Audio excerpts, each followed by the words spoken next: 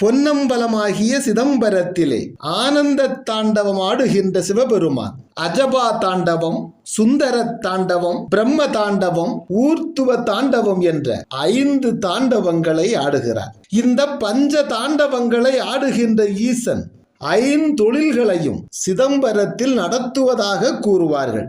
ஆதி பரம்பொருளாகிய சிவபெருமான் படைத்தல், காத்தல், அழித்தல், மறைத்தல், அருளல் ஆகிய 5 தொழில்களையும் ஆடல் மூலமாகவே செய்து கொண்டிருக்கிறார். 64 சிவ வடிவங்களில் முதன்மையானவர் நடராசர். நடராச பெருமானின் ஆனந்த தாண்டவ தரிசனத்தை ஒருமுறை பெற்றவர்கள் நினைக்கும் போதெல்லாம் அந்த பேரானந்த நிலையை அடைந்து விடுவார்கள். அந்த பேரானந்த நிலை வாய்த்தால் மரணத்தையே வெல்ல முடியும் என்கிறார் 3000 ஆண்டுகள் உயிர் வாழ்ந்த திருமூலர்.